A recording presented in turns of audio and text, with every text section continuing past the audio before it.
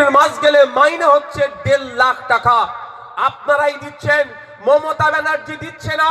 কালীঘাট থেকে টাকা ছাপানোর মেশিন নাই, যে টাকা ছাপিয়ে দিচ্ছে এই চাঁচলের, এই রতুয়ার, এই মুর্শিদাবাদের, এই ভাঙড়ের কৃষকদের হাড় ভাঙা খাটুনি, মাথার ঘাম পায়ে ফেলে যে টাকা ইনকাম করছেন, ওখান থেকে ট্যাক্সের টাকাগুলো কালেক্ট হচ্ছে।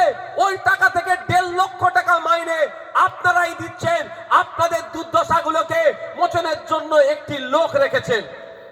আমি এই ভাষাই বলছি, একটি লোক রেখেছেন, একটি লোক রেখেছেন। তাহলে লোকটা ভুল রাখা হয়েছে, তাই না?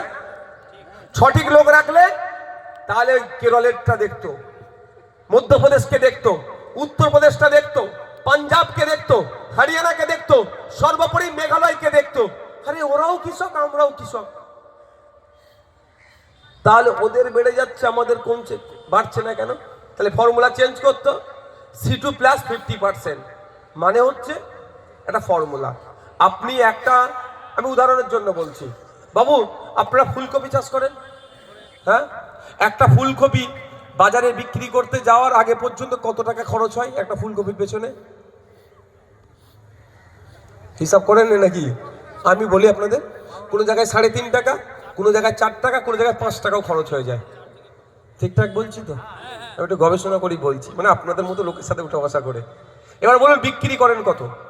আপনার একটা ফুলকপি তৈরি করতে 3.5 টাকা খরচ হচ্ছে, বিক্রি করছেন কতই? কখনো তো 3 টাকাতে বিক্রি করে দিতে হচ্ছে, না হলে বলছে মাল নেবে না। আরে নেবে না মানে?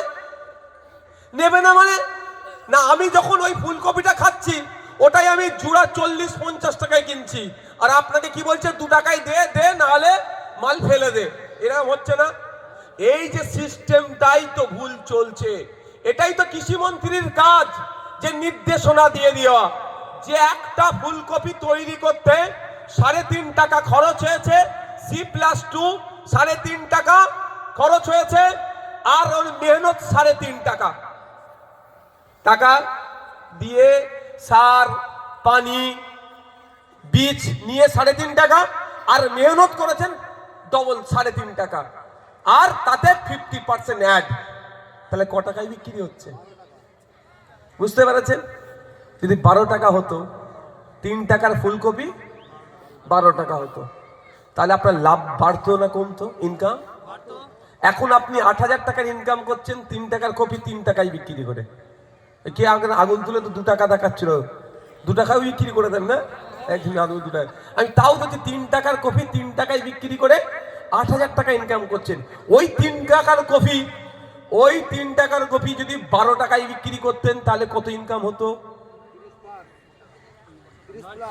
যদি আমি 3 গুণ বলি, 9 টাকায় বিক্রি করেন, 12তে যাচ্ছি না, 9 টাকায় যদি বিক্রি করেন 3 টাকার কপি, তাহলে 3 আসতে 24,000 টাকা মাস গেলে আপনাদের ইনকাম হতো।